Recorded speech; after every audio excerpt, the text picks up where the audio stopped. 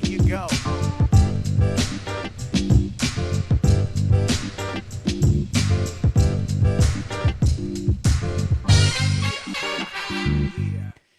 You're out. That's the nothing personal word of the day for Tuesday, September 5th, 2023. And it's a simple message to Urias. Julio Urias, the pitcher for the Los Angeles Dodgers, was arrested under suspicion of domestic violence. Felony. He was at the LAFC game where Messi played in Inter Miami, who still has not lost.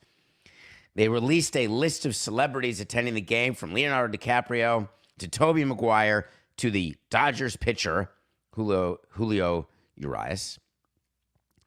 Then we got word that he has been arrested. He will not be traveling with the team to Miami, where they open a 4-game series against the Marlins tonight. And I had the following reaction. In 2019, he was suspended for 20 games under the same policy. He is going to be a free agent at the end of this season, in line to have gotten likely the largest deal for a pitcher outside of Ohtani. And there is not a Major League Baseball team who should sign him to a long-term deal. There is not a Major League Baseball team who should sign him to a short-term deal. There is no way for his agent, Scott Boras, to spin this. He is a recidivist. There is obviously a problem, whether it is with anger management, whether it is with not understanding what you can and cannot do, what line you can or cannot cross. We haven't even gotten to the baseball side, which is what this does to his team, what it does to the Dodgers' chances. And before you ask, I had no knowledge of this arrest when the wait to see yesterday was the Dodgers would not be in the LCS this year. That was only me watching them against the Braves and thinking about their team. When that call comes in to the general manager, to Andrew Friedman, the president of baseball operations, there's so many things that happen when the phone rings. Death, its own subject, when that phone call comes. Injury, arrest, owner angry because of lack of performance.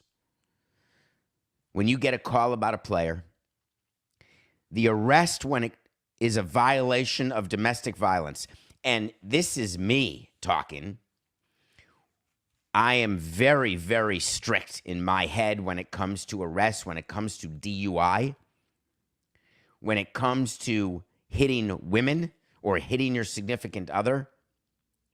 It is absolutely unacceptable. And there is no gray area for me.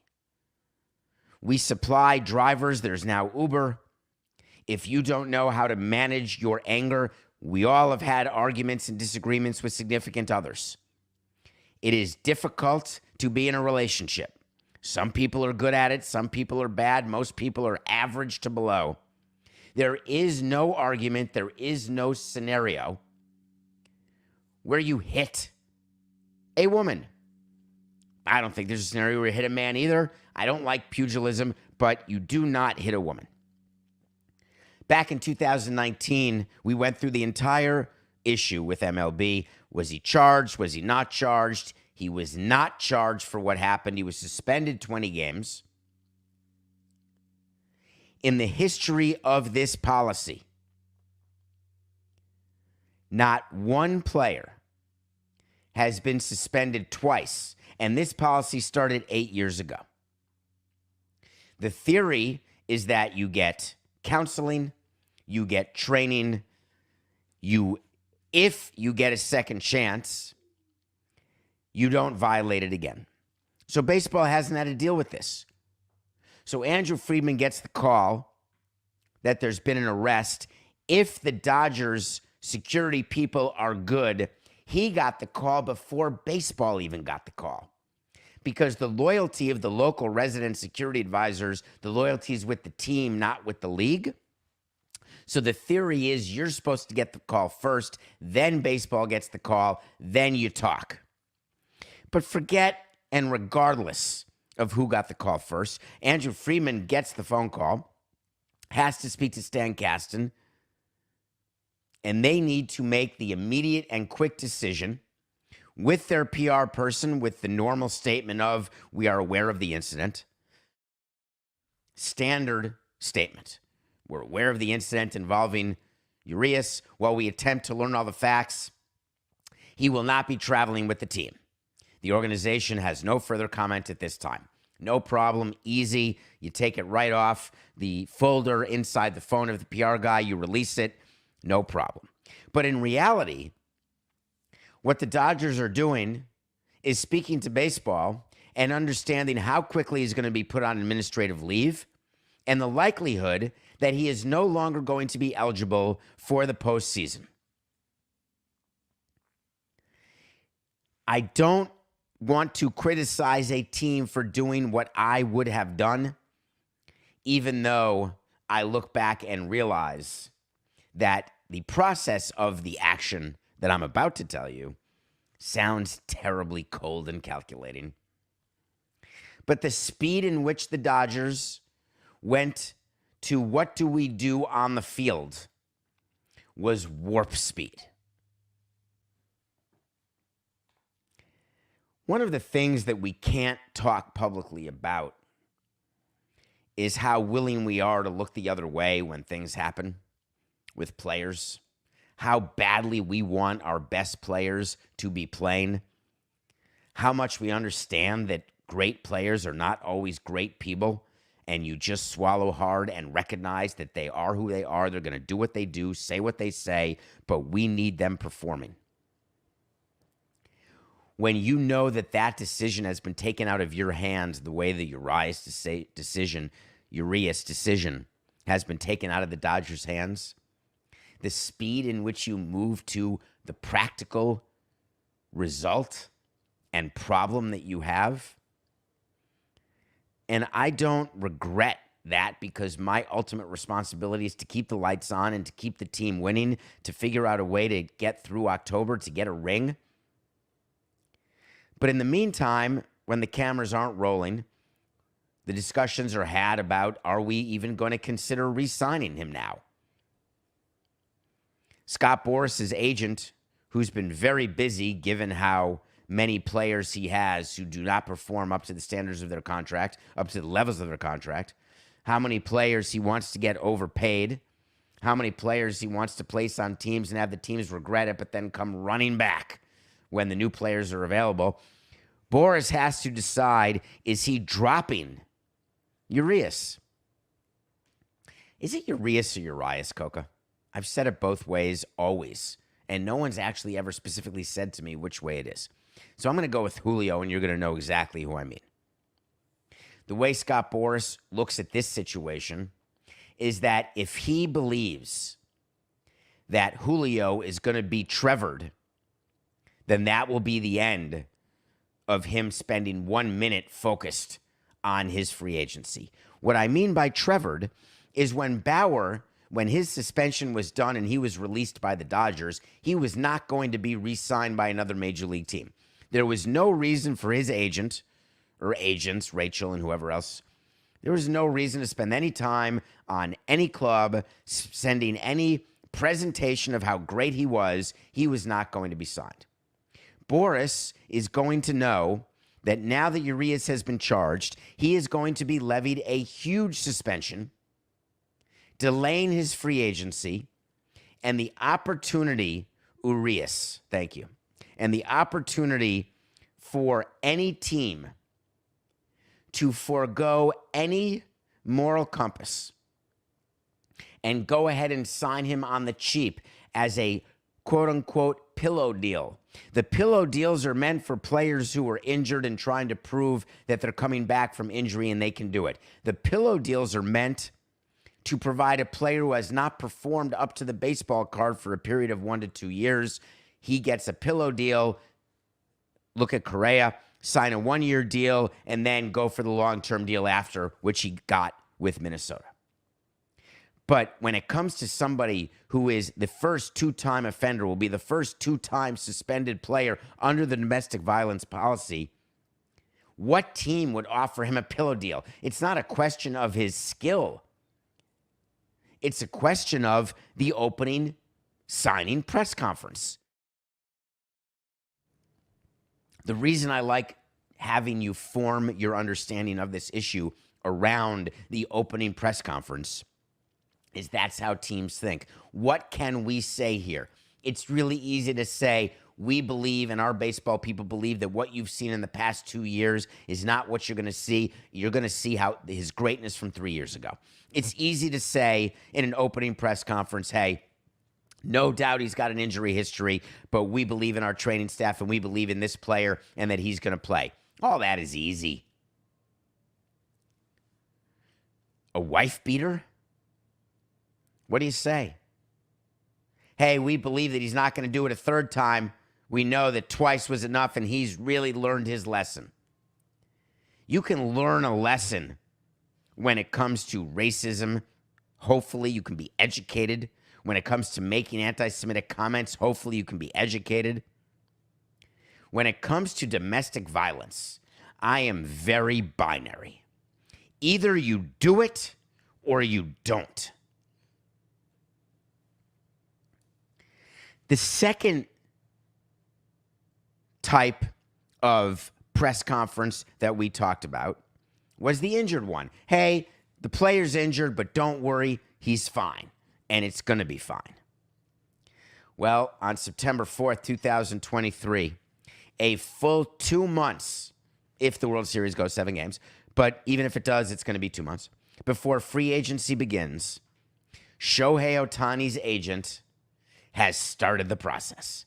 Now, of course, you know, his name is Nez Balelo from CAA. Got a bunch of great players. He has started this process well before now. But he decided this is the time to go public with a few nuggets. And he did. Shohei Ohtani's agent decided to speak, and 2 things he wanted to make clear.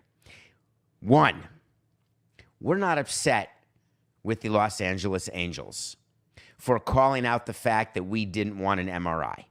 Many people in the media, many of the shows that you may watch, after mine, of course, after ours, said, this is it, when the Angels GM came out and said, oh, we wanted to give him an MRI, but he didn't want one after he had cramps, etc. That's it. Angels aren't getting him. Ohtani must be embarrassed and pissed and done. Ohtani's agent came out yesterday and said, we have no issues with how the Angels handled that. I totally understand that the team needed to explain the process publicly, which of course dovetails perfectly into my theory, which I'm sticking to, that the Angels are actually the favorites to re-sign Ohtani, not the other teams, Giants, Cubs, Yankees, Dodgers, Marlins, Reds, Brewers. So the agent wanted to make clear, all good. Which leads me to believe that what we speculated, which is that the communication between the front office and Ohtani and his agent is positive, that it wasn't just their GM Perry Minasian going public and talking smack about Ohtani, that it was all part of communication that is ongoing. But then the agent continued about Ohtani's future and said, hey, he's definitely having surgery. I don't want to say whether it's going to be Tommy John, but he's going to have some surgery to repair a torn ulnar collateral ligament. I went in the dictionary. I went online. I did some research before the show. I have yet to figure out what surgery that could be. That's not Tommy John. But hey, I'm not a doctor. Maybe they found someone who will do some sort of repair of a torn ulnar collateral ligament, which is not where the first tear was. The agent wanted to make sure that you understood. Irrelevant. It's a totally new tear in a new place. We're all good. Why are you not having your player have that procedure now? And then we finally got our answer, because I've been in front of the story saying, what's Ohtani doing? Get the surgery right now. Be ready as soon as you can to be the two-way player that you want to be so you can maximize your money even if you take a short-term pillow deal. Why are you playing for the Angels? Did the Angels get swept by the Athletics by chance this weekend? I don't know whether they did. They lost a couple of them. I can't remember. If you're being swept by the Athletics, it doesn't matter whether it's the Athletics or the Orioles. The Angels are out. They're done. Ohtani hitting for them is not increasing his market value. There's only downside. What is it? About box office for Artie Moreno? Are you trying to give him a break, get a few walk-ups for each game he DHs for the remaining 15 home games, however many they have? He should not be playing. But we found out why he is. Because the agent said even after the procedure, quote unquote, to fix the torn ulnar collateral ligament, Shohei Ohtani plans to DH throughout next season. And whatever procedure he's getting won't stop him from DHing. So I'm president of a team, and I'm thinking I'm trying to value Ohtani. I've already told my owner he's a $35 million pitcher, if not a $40 million pitcher. He's a $35 million hitter, if not a $40 million hitter. We can excuse giving him 70. If he wants 9 years, I'm not going to give him $610 million, $630 million. I'm just not going to do it. But I'm going to get to 550, and I'd like to spread it out over as many years as possible, and I want him to be a two-way player for as many years as possible because that would excuse the high AAV. I don't want Ohtani as my new player doing anything that would delay his comeback as a top-of-the-rotation pitcher. Granted, the odds of him coming back after a second Tommy John are de minimis. It happens, but there are very few players who have done it. We don't know his effectiveness as a two-time Tommy John. I understand why the agent doesn't want to call it a Tommy John, because if you have a procedure that's not called Tommy John, you can say, hey, he's not a two-time Tommy John. So all of the statistics that we have that are available for two-time Tommy Johners, they don't apply because he didn't have Tommy John a second time. But it's absolute horse hockey. Of course, it's a second Tommy John, because a rose is a rose by any other color is still a rose.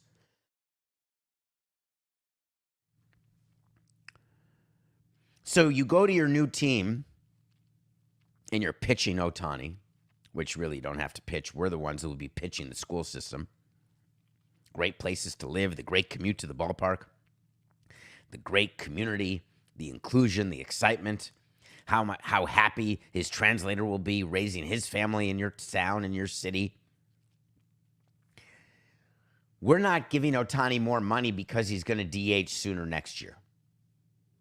I will find a way to creatively frame this contract where I am paying him fewer dollars from a cash flow standpoint next year when I don't believe he is going to be an effective two-way player.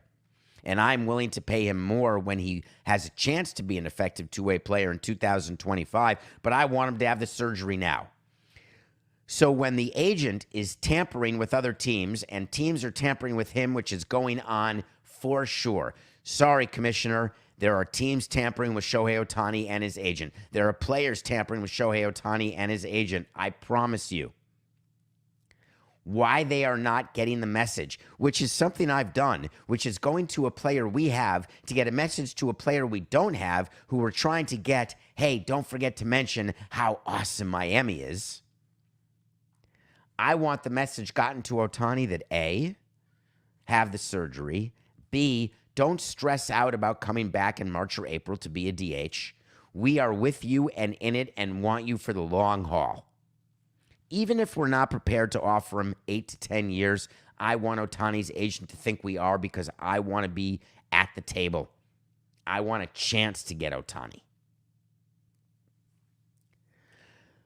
When the agent tells you that they don't know whether they're going to do a short-term or a long-term contract, which is another thing that the agent said, the only reason he would say that is he has not secured a long-term deal yet. Because every player would choose a long-term deal at the average annual value they want, at the notional amount of dollars they require. Ohtani wants the record, $43 million. He wants to break that per year. That's Scherzer Verlander. And he wants the record for the most money ever given to a player total. So when the agent says, hey, I will not speculate whether we will be doing short-term or long-term, don't worry, it means he has neither. Scott Boras does not represent Shohei Ohtani. Scott Boras represents Anthony Rendon, another Angel. Anthony Rendon has $114 million that has been paid to him for bupkis, and he has $114 million over 3 years left to go. Anthony Rendon fouled the ball off his shin out. He's been absolutely ineffective, which is terribly sad. Don't complain that Artie Moreno hasn't spent money, hasn't spent it right, hasn't gotten lucky. Rendon has gone off the reservation, the baseball circle, the field of play. When asked by a reporter a question about his rehab and how he's doing, his answer was, no habla inglés today, and walked away. Anthony Rendon, who hasn't played since July 4th, has not played more than 60 games at all since going to the Angels. Now, of course, in the first year, there were only 60 games, but there's been 3 years since. He's been on the injured list 3 times this year. Don't forget his suspension. Remember the situation with the fan where he was suspended 4 games early in the season? Anthony Rendon is not being additive in the clubhouse. There is talk within baseball that he is a clubhouse turd. My new word, because I don't say clubhouse cancer anymore.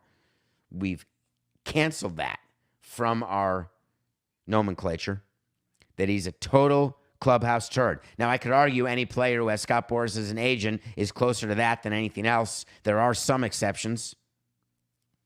Not many, but some. The Angels, when deciding what they're going to do with Rendon, have to take into account Rendon's relationship with Trout and Rendon's relationship with Ohtani. If they are thick as thieves, those 3, and having Rendon around is helpful to Trout's happiness and to Ohtani's desire to potentially stay in Anaheim, I'm keeping Rendon around, keeping him on the roster. But if there's any knowledge, and we would have this knowledge, that in fact Rendon is not tight with either Trout or Ohtani or both, I'm releasing him. The difficulty in releasing someone with $114 million left is you are embarrassed, you're ashamed, and your incompetence is there for the world to see.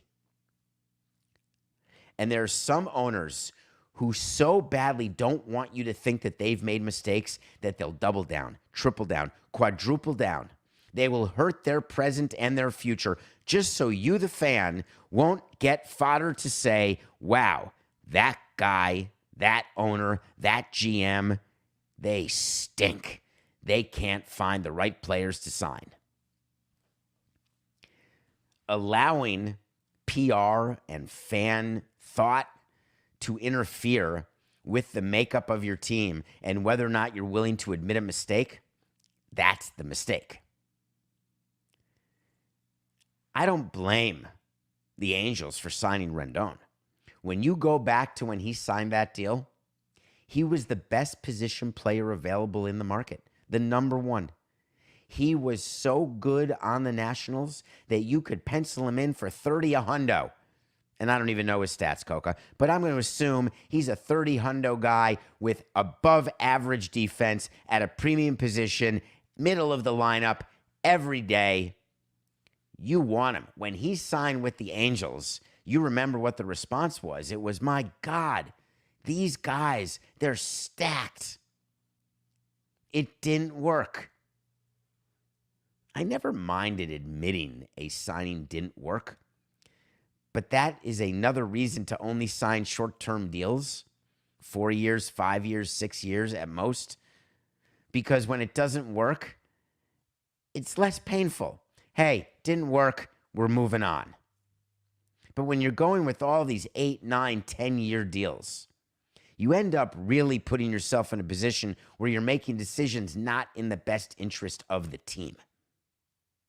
So my prediction, is that what he was in his final season, Coca? He hit .319 with 34 homers, 126 ribbies, and finished third in the MVP, and then went to the Angels. Of course that was a good signing. Wait to see when I tell you something's going to happen. I'm going to give you a wait to see. I'm going to give you a bonus wait to see, because after the break, I've got a wait to see for you. Anthony Rendon is going to get released by the Angels. He is not going to finish out all of next season. So before the end of next season, so Coca, this wait to see goes till the end of the 2024 season, and you can book it. Anthony Rendon will be released by the Anaheim Angels of Los Angeles. When we come back, we're going to review a show that I watched that you all may have seen that I just binged over the past month or 3 weeks. And then we're going to talk about another Scott Boras client where he is trying to pull one over your eyes. We'll be right back.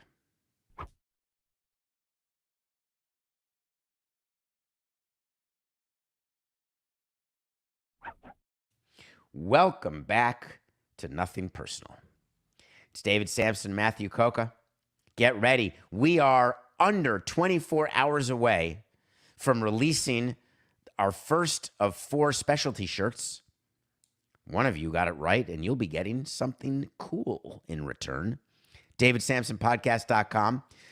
Trying to answer as many questions and emails as I can from that website. You get all of our content, all the video content, links to all the audio. That is the website to be. Merch store. Hell yeah. I want to give you 30 seconds. Today is the launch of Pablo Torre Finds Out. This is not Metalark asking me to do this. This is not because of my relationship with Pablo. This is because if you are going to allocate time to be smarter, to learn things, to hear about things, it is not an interview show necessarily with Dan and Mina. Those were the preview episodes. Pablo Torre is doing episodes that are brilliant and well and highly produced. And Pablo is someone who you want to put in your rotation because you will become smarter and smile as well. Good luck, Pablo. Get ready for the grind, baby. Okay. There is no reason why I didn't watch House of Cards on Netflix when it came out, except for back in those days, I wasn't watching TV shows. I only really started watching TV on streaming maybe around COVID, and I had missed the House of Cards launch, and it didn't mean anything to me, but I was told it was amazing. I started watching it on one of my long flights this summer. I downloaded the first season, and since then, I keep a list on my phone of everything I watch. So what I wanted to show you, for those of you watching on the Nothing Personal with David Samson YouTube channel, so I keep a list of all the movies that I have seen and all the shows. I've watched during the course of getting through 6 seasons of House of Cards, 73 episodes, which I completed yesterday. There were about 20 shows in between from when I started and when I finished, because I always mark down where I am when I start a long binge like that. There are people who won't watch House of Cards because Kevin Spacey was canceled. Not convicted, charged, and then acquitted, but canceled under the, hey, where there's smoke, there's fire. Kevin Spacey is a brilliant actor. House of Cards, some would argue, was the start of Netflix. Netflix became what it is because of House of Cards. It is a second cousin of The West Wing. It is about what happens inside the White House, what happens inside Washington politics, what happens when there is evil that lurks. It is not dissimilar to what happens inside the hallways of a sports team and of a sports league. And I don't mean Hard Knocks and franchise. I mean when it's dramatized. There wasn't 1 minute during the first 3 seasons of House of Cards that I was not glued and binged and didn't want to sleep. Season 4, not as good. Season 5, not as good, but Kevin Spacey's still there. And then, goodbye, canceled. Season 6, Robin Wright takes over. Had played his wife. And then you realize that season 6 only had 8 episodes. Michael Kelly is brilliant in House of Cards. There's some great guest stars. I had no idea that Rachel Brosnahan, the marvelous Mrs. Maisel, I had no idea that Kate Mara was a part of it. I was in. So how do I suggest to you to binge House of Cards if you haven't seen it when you may be angry and upset with what Kevin Spacey did? I guess I have to give you the art from the artist separation argument? Nah, you decide. I'm thankful for it. House of Cards. 6 seasons in the book. 6 seasons. Transition alert. That's what Scott Boras thinks that Cody Bellinger deserves. Long-term contract. $200 to $300 million. Bellinger is the player who is non-tendered by the Dodgers. We did a segment on Bellinger, I don't know, a couple weeks ago, where there was some discussion because Scott Boras and Andrew Friedman had a disagreement over the treatment of Cody Bellinger. The Dodgers and their training staff were impugned by Boras, and then Boras apologized, and it was a thing. And then, wouldn't you know it, only a little while later, rumor comes out in Bob Nightingale's column in the USA Today that Cody Bellinger may command $200 to $300 million, and there's multiple teams in, including the San Francisco Giants. That same San Francisco Giants team, who out of nowhere, coincidentally, took a Boris client who no one wanted named Michael Conforto and overpaid him at the end of last year's free agency. I wonder whether the San Francisco Giants are the new Washington Nationals, the new team that Scotty goes to, and Boras says, hey, you need our guy. He's the final piece to the puzzle. He will get you that ring. The Giants have rings, 10, 12, and 14. Don't get suckered by this. Now, I grant you, Bellinger's had a great season for the Cubs. Jed Hoyer is way too smart. Remember we talked in the beginning of the show what agents do? Hey, he was bad for a period of years. He was the MVP before, then really bad, and now he's back, which means the years when he was bad, those are the outliers. What you're getting here is the 2023 Bellinger, which is the same as the MVP Bellinger, which means he is one of the most productive and best players in the league, best hitters in the middle of your lineup. He will take you to the promised land. That'll be $250 million, and I'm going to want 8 years. $30 million a year for 8 years, plus a little change, if you don't mind. Suckers. There's no reason, except Boras knows something that you are about to know. When a player is good coming off bad, a front office owner and a GM and a president will say, it's the good that I believe in, not the 3 years of bad. When there's 3 years of good and 1 year of bad and you're trying to get a player, you look and say, it's the 3 years of good, not the recent year of bad. Do you see the trick we play in our head? The trick is always, hey, we love the name, we love the player, we want to dream during the offseason that we're going to win the World Series or at least be in the playoffs. Therefore, we are going to believe in our head that the glass is not half full, but 7/8 full. Why would Boras want word to be out about all the different suitors for Cody Bellinger? Very simple. Going into this offseason, there is Ohtani, and then there's everybody else. With Ohtani's injury, the question is it now everybody else and Ohtani? simultaneous. Prior to Ohtani's injury, which is being felt, the ripple effect is being felt through agents, front offices, and the commissioner's office. Such a significant injury as it relates to his free agency this coming season, off-season. What agents were going to do prior to the injury is wait for Ohtani to sign, set the market as high as possible, and then try to nuzzle your player in under Ohtani, but over the previous crazy contracts that have happened in the last couple of years. And the reason why the union has the agents do that is you want to try to keep moving the top part of the salary scale. You want to keep it moving higher. That's who the union focuses on. And all you members of the union who are in the lower and middle class, you know I'm right. The focus is always on the best players and keeping the highest salaries going higher, which has no impact to 98% of members of the union. Keep that in mind.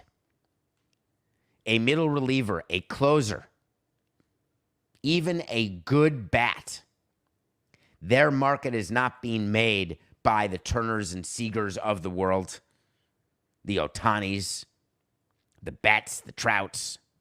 Those are the exceptions. But what Boras is trying to do is get Bellinger into the same stratosphere as those players, the Seager, Betts players, Turner. And what they're trying to do is get him above them to keep the line moving. And the best way to get above them is to wait for Ohtani to sign way above them, but Ohtani's not a comp for anybody in the union. Whatever Ohtani gets, 500, 550, 450, 650, it doesn't matter. It is unique. No agent can go to a team and say, Ohtani got X, I deserve X minus a little tiny bit, because no player is close to Ohtani pre-injury. Post-injury, there are arguments to be made.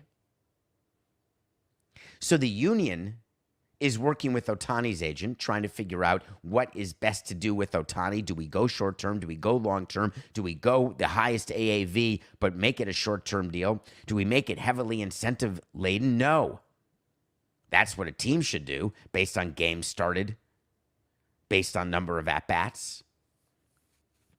But with someone like Cody Bellinger, the union is treating him much in the same way as the majority top-tier free agents.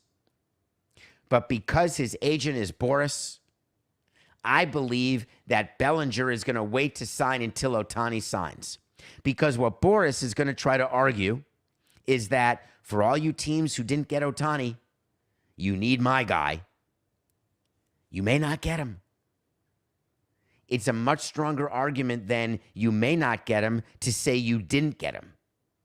So what happens is you wait for Ohtani to sign, you go to the losers of the Ohtani sweepstakes and say, hey, I can get you Michael Conforto. So I'm going to give you an official wait to see on this, if you don't mind. Bellinger will sign after Ohtani. Book it. Nothing. Personal pick of the day. How we doing, 2.6%ers up in Minnesota? Were you worried? Did you think there was a chance that the Twins wouldn't beat the Guardians? Guess what? The Twins beat the Guardians. The good news is that Lucas Giolito, I just want to make sure I get it exactly right. I believe he went, it was a very close game. I believe Giolito, who the Guardians signed ridiculously, paid the rest of his contract, giving what a break to Artie Moreno with the Angels. Just unbelievable. I believe that Giolito went 8 innings and gave up no runs and 1 hit. Let me just make sure I have it right. Let me put my glasses on because I really don't want to screw this up because it was such a good pitching performance.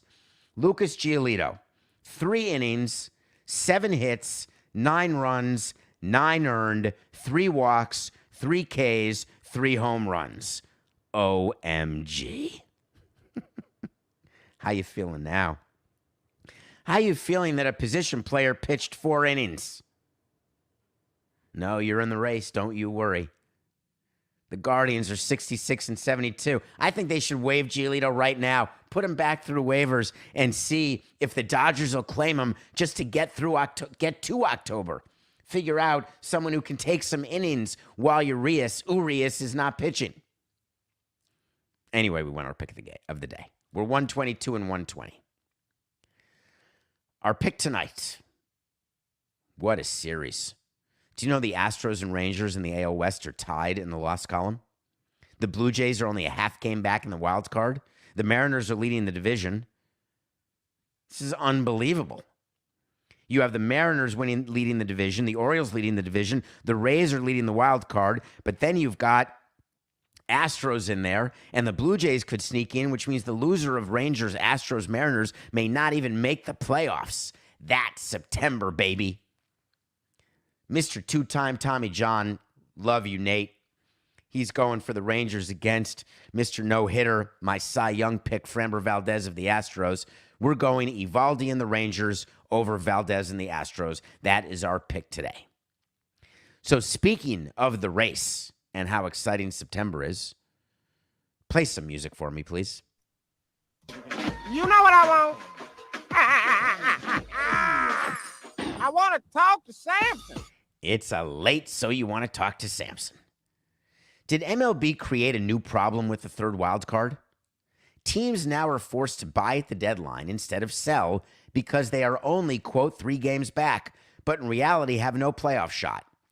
The GMs know they have no shot and want to sell, but they can't because of the fans. How will front office people handle the trade deadline now after seeing what happened to the Padres and the Angels?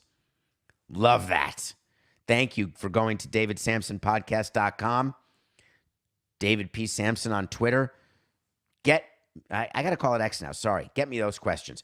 Let me give you the philosophy behind the added wild card. It was based on our knowledge of 2 things. One, that there were networks who were willing to bid and pay extra money for the extra playoff games. That was the overarching reason. These networks would take more playoff games over more regular season games any day of the week.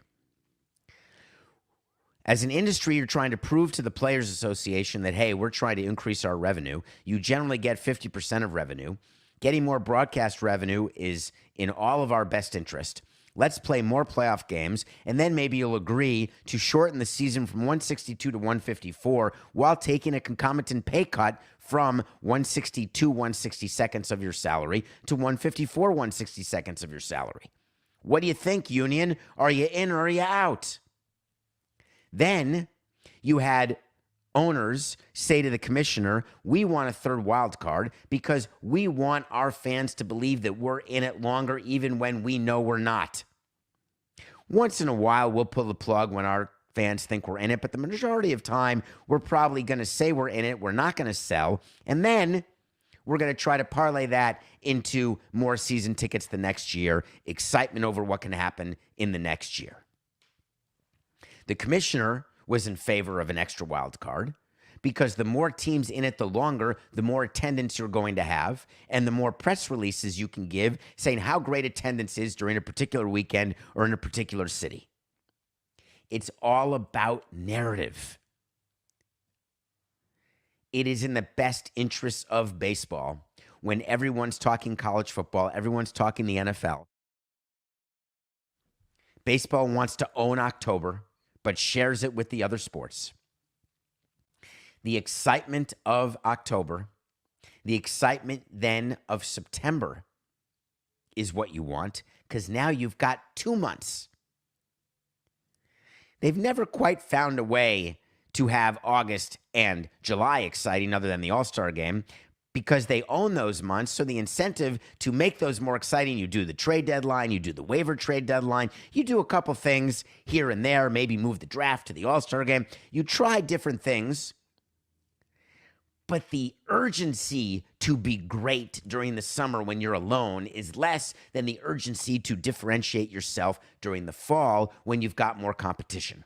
And what is a better way than finishing your season with races like they dreamed about? The race for the NL wild card, the race for the AL West division.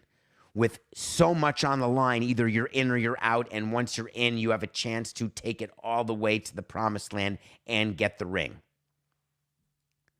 So when you say in your question, are teams forced to buy at the deadline instead of sell? I wouldn't have chosen the word forced. I would say that teams are more easily deluded into thinking that they are in it and they should buy. And they're also sensitive about the PR side of selling. But what the Angels did this year should help inform other teams. When you buy and you shouldn't have, Guardians, when you buy and you shouldn't have, you're going to be made fun of at owners' meetings because all you did was waste money. Burned it right to the ground. Smoked its ashes.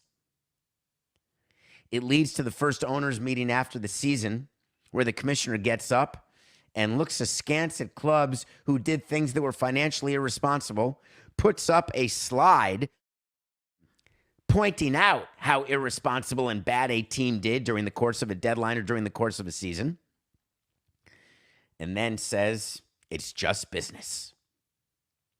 This is nothing personal.